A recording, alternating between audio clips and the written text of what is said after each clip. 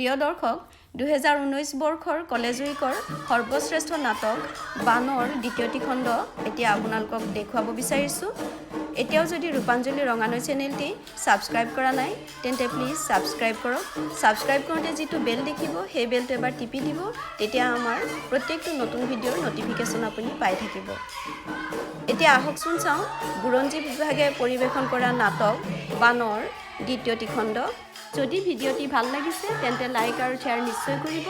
আপোনাৰ গঠনমূলক মন্তব্যৰে ৰূপাঞ্জলি ৰঙানৈ চেনেলটি অধিক উন্নত কৰাত সহায় কৰিব বুলি আশা কৰিলোঁ। পানীখিনি শুকাবনে বাৰু চিন্তা কৰচোন। ঘৰ গ'ল, মাটি গ'ল, ভঁৰালতো এটাও ধান নাই। মই বাৰু তিনিটাকৈ এতিয়া কেনেকৈ পঢ়িব?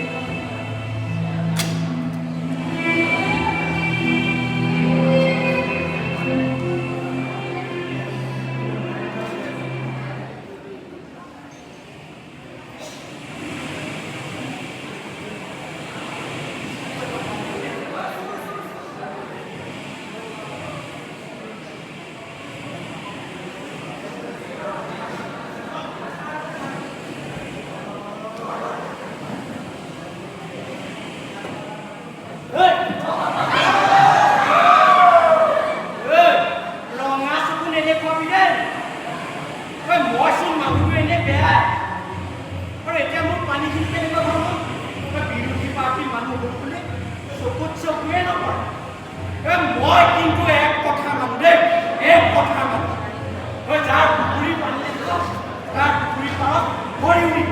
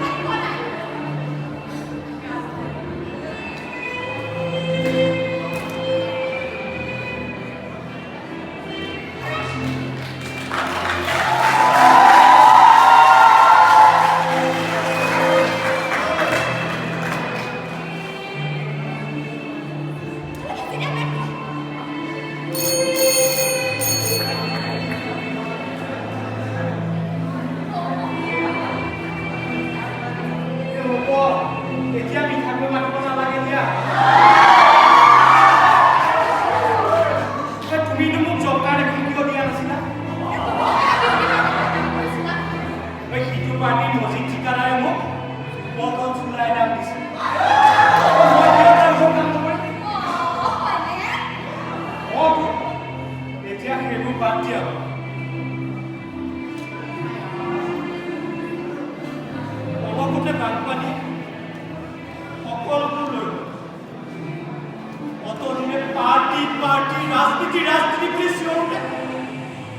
নিজৰ ঘৰটোকে ৰাখিবৰ কাৰণে আজি মাথাউৰি এটা বান্ধিব নোৱাৰে।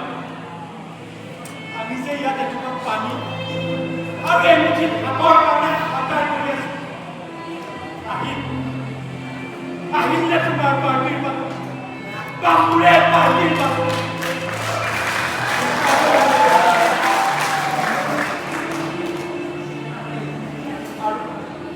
আৰু সেই তোমাৰ ল'ৰাটোকো এতিয়া পানীৰ পৰা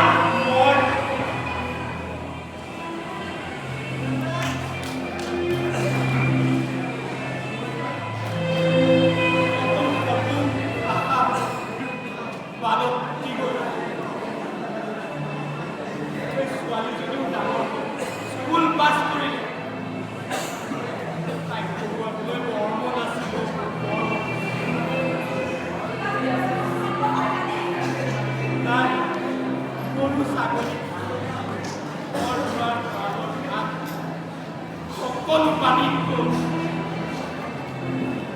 বস্তুৰ নামত মাত্ৰ বাকচ এটা কেইটামান আৰু কাপোৰ দি ঘৰতে আনিব পাৰে।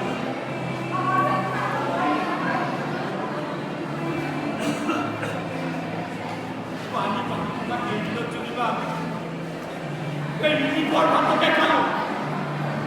শুকোৱাৰ পিছত পানী শুকোৱাৰ পাছত আমি কি খাম?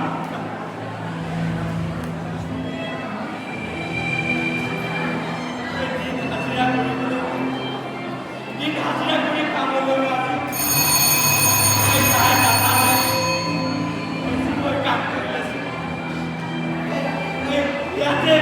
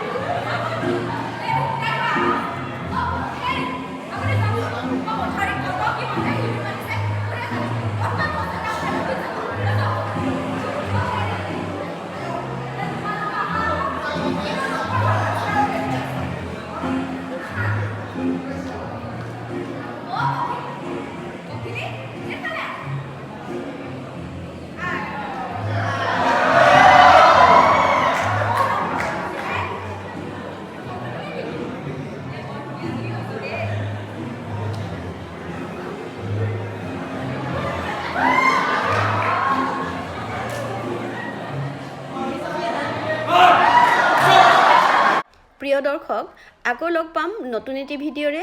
আজিলৈ বিদায়, নমস্কাৰ।